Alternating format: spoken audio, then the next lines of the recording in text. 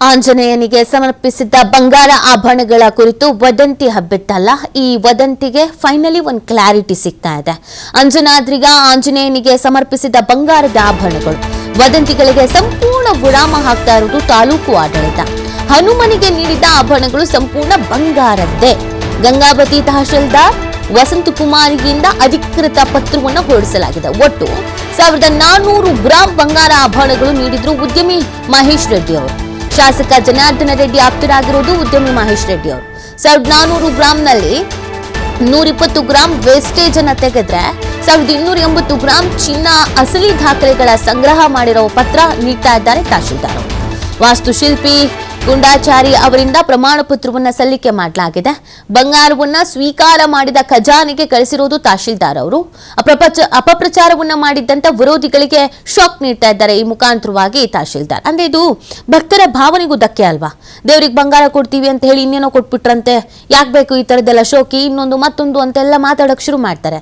ಆಮೇಲೆ ಇದೊಂದು ದೊಡ್ಡ ಪ್ರಮಾದದ ರೀತಿಯಲ್ಲೂ ಕೂಡ ಆಮೇಲೆ ಸಿಕ್ಕಾಪಟ್ಟೆ ಚರ್ಚೆಗೆ ಕಾರಣವಾಗಿತ್ತು. ಮತ್ತೆ ಆಮೇಲೆ ಇದು ರಾಜಕೀಯ ಆಂಗಲ್ ಬೇರೆ ಪಡ್ಕೊಳ್ತಾ ಇತ್ತು.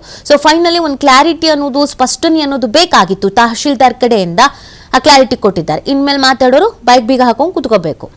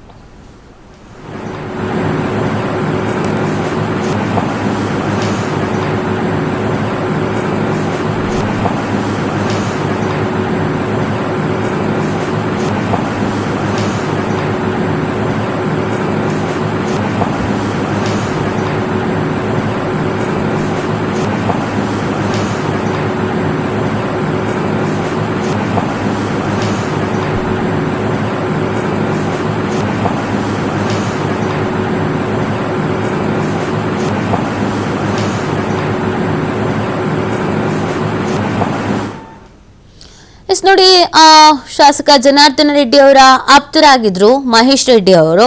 ಸೊ ಹಾಗಾಗಿ ಇದು ರಾಜಕೀಯ ತಿರುವು ಬೇರೆ ಪಡ್ಕೊಂಡ್ ಬಿಟ್ಟಿತ್ತು. ಹಿಂಗ್ ಮಾಡ್ಬಿಟ್ರಂತೆ, ಬಂಗಾರ ಅಂತ ಹೇಳೆಲ್ಲ ಕೊಟ್ರಂತೆ, ಅದ್ರಲ್ಲಿ ಬಂಗಾರ ಸ್ವಲ್ಪನೇ ಇರೋದಂತೆ, ಬಂಗಾರನೇ ಇಲ್ವಂತೆ, ಹಂಗಂತೆ ಹಿಂಗಂತೆ. ನೋಡಿ, ಕೆಲವೊಮ್ಮೆ ಏನಾಗ್ಬಿಡುತ್ತೆ ಅಂತಂದ್ರೆ ಈ ಸತ್ಯಕ್ಕಿಂತ ಸುಳ್ಳೆ ಎಲ್ಲ ಕಡೆ ಪ್ರಚಾರ ಆಗ್ಬಿಡತ್ತೆ. ಬೇಗ ಹಬ್ಬಿಕೊಳ್ಳೋದು, ವದಂತಿ ಆಗೋದೆಲ್ಲ ಅದು ಈ ಕೊಟ್ಟಿರ್ತಾರೆ ನೋಡಿ, ಒಂದು ಭಕ್ತಿಯಿಂದ ಗೌರವದಿಂದ ಸಮರ್ಪಣೆ ಮಾಡಿರ್ತಾರಲ್ಲ, ಅವ್ರಗಳ ಮನಸ್ಸಿಗೂ ಘಾಸಿ ಆಗುತ್ತೆ. ಇದೇನಪ್ಪ ಇದು, ನಾವು ಏನೋ ಹರಕೆ ಹೊತ್ಕೊಂಡಿದ್ವಿ ಅಥವಾ ಇನ್ನೊಂದೇನೋ ಮತ್ತೊಂದೇನೋ ಕೊಟ್ರೆ ಈ ಥರದ್ದೆಲ್ಲ ಸುದ್ದಿ ಆಗ್ತಾ ಇದೆಯಲ್ಲ ಅಂತ ಅವ್ರು ಮೊದಲಿಂದಲೂ ಹೇಳ್ತಾ ಇದ್ರು. ಕ್ಲಾರಿಟಿ ಕೊಟ್ಕೊಂಡು ಬರ್ತಾನೆ ಇದ್ರು. ಜನಾರ್ದನ ರೆಡ್ಡಿ ಅವರು ಕೂಡ ಇದಕ್ಕೆ ಸಂಬಂಧಪಟ್ಟಂತೆ ಕ್ಲಾರಿಟಿ ಕೊಟ್ಕೊಂಡು ಬರ್ತಾನೆ ಇದ್ರು. ಸುಮ್ಮನೆ ಇದರಲ್ಲೆಲ್ಲ ರಾಜಕೀಯ ಮಾಡೋಕೆ ಹೋಗಬೇಡಿ ಅಂತ. ಬಟ್ ಯಾರು ಒಪ್ಕೊಳ್ಳೋಕೆ ರೆಡಿ ಇರಲಿಲ್ಲ. ಹಾಗಾಗಿ ಇದು ದೊಡ್ಡ ಮಟ್ಟಿಗೆ ಚರ್ಚೆ ಆಗ್ತಾ ಇತ್ತು.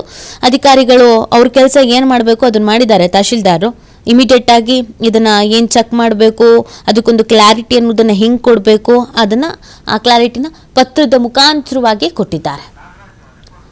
ಮಾಹಿತಿ ನೀಡ್ತಾರೆ ನಮ್ಮ ಪ್ರತಿನಿಧಿ ನಾಗರಾಜ್. ಒಂದಷ್ಟು ಗೊಂದಲ ಈ ವದಂತಿಯಿಂದ ಆಗಿದ್ದಂತ ಹೋದು. ಸೊ ಫೈನಲಿ ಒಂದು ಸ್ಪಷ್ಟನೆ ಹೇಗೆ ಸಿಗ್ತಾ ಇದೆ? ನೀತಿ ಏನಂದ್ರೆ, ಏನು ಕೊಪ್ಪಳ ಜಿಲ್ಲೆಯ ಗಂಗಾವತಿಯಲ್ಲಿ ಇರುವಂತ ಒಂದು ಅಂಜನಾದ್ರಿ ಬೆಟ್ಟ, ಅದು ಹನುಮ ಜನ್ಮದ ಸ್ಥಳ ಅಂತ ಹೇಳ್ಬಿಟ್ಟು ಆ ಅಂಜನಾದ್ರಿಗೆ ಸ್ವತಃ ಏನಂತಂದ್ರೆ ಜನಾರ್ದನ ರೆಡ್ಡಿ ಅವರ ಆಪ್ತರಾದಂತ ಏನು ಉದ್ಯಮಿ ಮಹೇಶ್ ರೆಡ್ಡಿ ಅವರು ಬರೋಬ್ಬರಿ 1400 ಗ್ರಾಮನ ಬಂಗಾರವನ್ನ ಏನಂದ್ರೆ ಅಂದ್ರೆ 1400 ಬಂಗಾರದ ಆಭರಣವನ್ನ ಆ ದೇವರಿಗೆ ಅರ್ಪಿಸಿದ್ರು. ಈ ಸಂದರ್ಭದಲ್ಲಿ ತದನಂತರ ಕೆಲವೊಂದಿಷ್ಟು ಗೊಂದಲ ಗೂಡಾಗಿತ್ತು. ಯಾಕಂತಂದ್ರೆ ಆ ಸಮರ್ಪಕವಾಗಿ ಅದು ಸಂಪೂರ್ಣವಾಗಿ ಬಂಗಾರ ಇಲ್ಲ ಎನ್ನುವ ಮಾಹಿತಿ ಕೂಡ ಹರಿದಾಡಿತ್ತು. ಇದು ಬಹಳಷ್ಟು ಏನಂದ್ರೆ ಸಾರ್ವಜನಿಕರ ಆಕ್ರೋಶಕ್ಕೆ ಕಾರಣವಾಗಿತ್ತು. ಇಲ್ಲ ಈ ರೀತಿ ನಕಲಿ ಬಂಗಾರ ಕೊಟ್ರ ಅಥವಾ ಸಂಪೂರ್ಣವಾಗಿ ಬಂಗಾರ ಕೊಟ್ಟಿಲ್ಲ ಅಂತ ಹೇಳಿ ಬಹಳಷ್ಟು ಏನಂದ್ರೆ ವಿರೋಧ ಪಕ್ಷಗಳು ಅಂದ್ರೆ ಶಾಸಕರ ಜನರ ವಿರೋಧಿಗಳು ಅಪಪ್ರಚಾರ ಮಾಡುವಂತ ಕೆಲಸ ಆಗಿತ್ತು. ತದನಂತರ ಇದೀಗ ಸ್ವತಃ ಏನು ಆ ಬಂಗಾರ ಆಭರಣ ಮಾಡಿಕೊಡಂತ ಒಬ್ರು ತಜ್ಞರಾದಂತ ಗುಂಡಾಚಾರಿ ಅವರು ಇದೀಗ ಆ ಸಂಪೂರ್ಣವಾದ ದಾಖಲೆಗಳನ್ನ ಈಗ ತಹಸೀಲ್ದಾರ್ಗೆ ನೀಡಿರುವಂತದ್ದು. ತಹಸೀಲ್ದಾರ್ಗೆ ನೀಡಿದ ಬಳಿಕ ಆ ದಾಖಲೆಗಳು ಪರಿಶೀಲಿಸಿದಾಗ ಸದಾ ತಹಸೀಲ್ದಾರ್ ಅವರು ಹೌದು ಸಂಪೂರ್ಣವಾಗಿ ಇದು ಬಂಗಾರದಿಂದ ಕೂಡಿದೆ,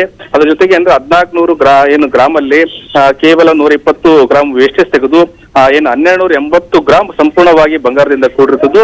ಈ ಎಲ್ಲಾ ಆಭರಣಗಳನ್ನ ನಾವು ಸ್ವೀಕಾರ ಮಾಡಿ ಆ ಖಜಾನೆಗೆ ಕಳಿಸ್ಕೊಡುವಂತ ಕೆಲಸ ಮಾಡ್ತೀವಿ ಅಂತೇಳಿ ಅಧಿಕೃತವಾದಂತ ಪತ್ರವನ್ನ ತಹಸೀಲ್ದಾರ್ ಅವರು ಇದೀಗ ಏನ ಉದ್ಯಮದಿಂದ ಮಹೇಶ್ ರೆಡ್ಡಿ ಅವರಿಗೆ ನೀಡಿರುವಂತದ್ದು ಇದೀಗ ವಿರೋಧಿಗಳಿಗೆ ಬಾಯಿ ಮುಚ್ಚಿಸುವಂತ ಕೆಲಸ ಆಗಿರುತ್ತೆ. ಯಾಕಂದ್ರೆ ಜನಾರ್ದನ್ ರೆಡ್ಡಿ ಈಗ ಮಾಡ್ಬಿಟ್ರ, ಯಾಕಂದ್ರೆ ನಕಲಿ ಬಂಗಾರ ಕೊಟ್ರ, ಏನ್ ಸಂಪೂರ್ಣವಾಗಿ ಬಂಗಾರ ಕೊಡ್ಲಿಲ್ಲ ಅಂತೇಳಿ ಕೆಲವಷ್ಟು ವಿರೋಧಿಗಳು ಅಪಪ್ರಚಾರ ಮಾಡ್ತಿದ್ದು ಸೋಷಿಯಲ್ ಮೀಡಿಯಾದಲ್ಲಿ ಬಹಳಷ್ಟು ಕೂಡ ಅದನ್ನ ಅಪಪ್ರಚಾರ ಮಾಡುವಂತ ಕೆಲಸ ಆಗಿತ್ತು. ಇದೀಗ ತಹಸೀಲ್ದಾರ್ ಅವರೇ ಅಧಿಕೃತವಾದಂತಹ ಪತ್ರ ನೀಡಿ ಅದ್ರ ಜೊತೆಗೆ ಸಂಪೂರ್ಣವಾದ 1400 ಗ್ರಾಮನ್ನ ಬಂಗಾರವನ್ನ ಜನಾರ್ದನ್ ರೆಡ್ಡಿ ಆಪ್ತರಂತ ಉಮೇಶ್ ರೆಡ್ಡಿ ಅವರು ನೀಡಿದ್ದಾರೆ. ಇದರಲ್ಲಿ ಯಾವುದೇ ಗೊಂದಲ ಇಲ್ಲ ಅಂತೇಳಿ ಪತ್ರ ನೀಡಿರುವುದು ಬಹಳಷ್ಟು ಏನಂದ್ರೆ ಜನಾರ್ದನ್ ರೆಡ್ಡಿ ಅವರು ಮತ್ತು ಮಹೇಶ್ ರೆಡ್ಡಿ ವಿರುದ್ಧ ಮಾತಾಡಿರುವಂತಹ ವಿರೋಧಿಗಳಿಗೆ ಬಾಯಿ ಮುಚ್ಚಿಸುವಂತಾಗಿರುತ್ತದೆ. ಒಟ್ಟಾರೆ ಈಗ 1400 ಗ್ರಾಮವನ್ನ ಬಂಗಾರವನ್ನ ತೆಗೆದುಕೊಂಡಂತ ತಹಸೀಲ್ದಾರ್ ಅವರು ಬಂಗಾರವನ್ನ ಕಚೇರಿ ಕಳ್ಸಿಕೊಡಂತ ಕೆಲಸ ಮಾಡಿರುತ್ತದೆ. ನೀತಿ ನಾಗರಾಜ್, ಇನ್ನೊಂದು, ಈಗ ಈ ವದಂತಿ ಎಷ್ಟು ಮಟ್ಟಿಗೆ ಸುದ್ದಿ ಆಯ್ತು, ಅದು ಬೇರೆ ಬೇರೆ ಆಂಗಲ್ಗಳೆಲ್ಲ ಪಡ್ಕೊಳ್ತು, ಈಗ ಸ್ಪಷ್ಟನೆ ಏನೋ ಸಿಕ್ತು, ಬಟ್ ಈ ವದಂತಿ ಹಬ್ಬಿಸಿದವ್ರಿಗೆ ಯಾರು ಅವ್ರ ವಿರುದ್ಧ ಆಕ್ಷನ್ ಆಗ್ಬೇಕು ಅಲ್ವಾ? ಅಂದ್ರೆ ಹಿಂಗೆ ಬಿಟ್ಬಿಟ್ರೆ ಬೇರೆ ಬೇರೆ ವಿಚಾರಗಳಲ್ಲೂ ಸಮಸ್ಯೆ ಆಗ್ಬೋದು. ಸೊ ಅದಕ್ಕೆ ಕಂಪ್ಲೇಂಟ್ ಆಗಿರೋದು, ತನಿಖೆ ನಡೀತಾ ಇರೋದು, ವದಂತಿ ಹಬ್ಬಿಸಿದವ್ರಿಗೆ ಯಾರು ಇದ್ರ ಬಗ್ಗೆ ಏನಾದ್ರು ಇದೆಯಾ ಅಥವಾ ಸ್ಪಷ್ಟನೆ ಸಿಕ್ತು ಅಂತ ಬಿಟ್ಬಿಟ್ರ?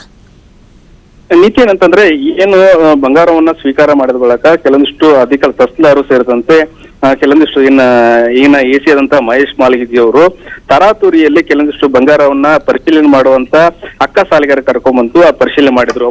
ಅಕ್ಕ ಸಾಲಿಗರು ತಪ್ಪು ಮಾಹಿತಿ ನೀಡಿ ಕೇವಲ ಇದರಲ್ಲಿ 1400 ಗ್ರಾಮಲ್ಲಿ ಕೇವಲ 300 ಗ್ರಾಮ್ ಬಂಗಾರ ಇರುತ್ತದೆ, ಉಳಿದಂತ ಎಲ್ಲಾ ವಸ್ತುಗಳು ತಾಮ್ರದಿಂದ ಕೂಡಿದೆ ಅಂತೇಳಿ ತಪ್ಪು ಮಾಹಿತಿ ನೀಡಿರುವಂತದ್ದು. ತಪ್ಪು ಮಾಹಿತಿಯಿಂದ ಇಷ್ಟೆಲ್ಲಾ ಗೊಂದಲ ಇದೆ. ಯಾಕಂದ್ರೆ ಸ್ವತಃ ಅಧಿಕಾರಿಗಳೇ ಕೇವಲ ಅಂದ್ರೆ ಉನ್ನತ ತಜ್ಞರನ್ನು ಕರೆಸಿಕೊಂಡು ಉನ್ನತ ಅಕ್ಕ ಸಾಲಿಗರ ಕರ್ಕೊಂಡ್ಬಂದು ಪರಿಶೀಲನೆ ಮಾಡಿದ್ರೆ ಇಷ್ಟೆಲ್ಲ ಗೊಂದಲ ಆಗ್ತಾ ಇದೆಯಲ್ಲ. ಆದ್ರೆ ಯಾರೋ ಒಬ್ರು ಅಕ್ಕ ಸಾಲಿಗರ ಕರ್ಕೊಂಡ್ಬಂದು ಈ ರೀತಿ ತಪ್ಪು ಮಾಹಿತಿ ಪಡೆದು ಕೇವಲ 300 ಗ್ರಾಮ್ ಬಂಗಾರ ಇರುವಂತದ್ದು, ಉಳಿದೆಲ್ಲ ತಾಮ್ರ ಅಂತ ಹೇಳಿ ಸ್ವತಃ ಅಧಿಕಾರಿಗಳು ಸ್ಟೇಟ್ಮೆಂಟ್ ಕೊಟ್ರು. ಅಧಿಕಾರಿಗಳ ಆ ಪ್ರಾಥಮಿಕವಾದಂತಹ ಸ್ಟೇಟ್ಮೆಂಟ್ ತಪ್ಪು ಮಾಹಿತಿ ಇಷ್ಟೆಲ್ಲಾ ಗೊಂದಲಕ್ಕೆ ಕಾರಣ ಇತ್ತು. ಅದನ್ನ ಪಡೆದಂತ ಕೆಲವೊಂದಿಷ್ಟು ಕೆಲವೊಂದಿಷ್ಟು ಲೀಡರ್ಸ್ಗಳು, ಕಾಂಗ್ರೆಸ್ನ ಕಾರ್ಯಕರ್ತರು ಅದನ್ನ ಈ ರೀತಿ ಜನಾರ್ದನ್ ರೆಡ್ಡಿ ಅವರು ಮೋಸ ಮಾಡಿದ್ರು, ಆಂಜನೇಯಗೆ ಮೋಸ ಮಾಡಿದ್ರು, ದೇವರನ್ನೇ ಬಿಡ್ಲಿಲ್ಲ ಅನ್ನುವ ನಿಟ್ಟಿನಲ್ಲಿ ಆ ಪೋಸ್ಟರ್ ನ ಹಾಕುವ ಮೂಲಕ ಕೆಲವೊಂದಿಷ್ಟು ಸಾಮಾಜಿಕ ಜಾಲತಾಣದಲ್ಲಿ ಮಹೇಶ್ ರೆಡ್ಡಿ ಮತ್ತು ಅದರ ಜೊತೆಗೆ ಜನಾರ್ದನ್ ರೆಡ್ಡಿ ಅವರ ವಿರುದ್ಧ ಅಪಪ್ರಚಾರ ಮಾಡಲು ಪ್ರಾರಂಭಿಸಿದ್ರು.